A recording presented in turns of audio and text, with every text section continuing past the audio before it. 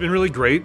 Historically, our practice has been involved in Medicare Advantage, and probably since the 90s, since its inception. We worked with previous vendors before, and then we came on board with WellMed, and the informatics, the data, the support has been remarkable. It's been excellent. We've improved our quality metrics, we've improved our cost metrics, and just overall patient outcome has been great. So WellMed's education has been excellent. I think from a data reps standpoint, we learn a lot of new coding techniques that we were not aware of. And as far as stars and quality, the metrics and the algorithms that they use as far as providing us with data to actually make sure that these gaps are met, these patients are getting the care that they need, taking the meds like they're supposed to, has been phenomenal. WellMed is very generous when it comes to compensating on an MA platform.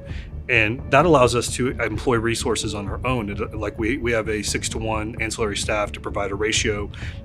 We also have our own employed social worker to help with our demographic, which is of a lower socioeconomic background. So it's been really helpful from that standpoint. Our relationships with our PBM, I probably call her 2 to 3 times a week to ask her questions, and my clinic manager calls her as well. Always responsive. Whenever we ask for data, it's always there within a day or two. If it's not there, we get a follow-up response as to why it's not there. Quality, same way. That was one thing that in the beginning we struggled because we came from a different vendor whose quality metrics were a bit easier. We were concerned with how we would see them post-hospital follow-up reconciliation.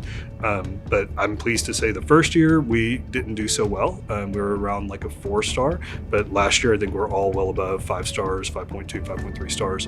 They've been very helpful to getting us there. The words of advice that I have with anyone wanting to join WellMed is to be open-minded and understand that a lot of times when we're trained in residency or even in private practice, we follow this RVU or fee-for-service mentality.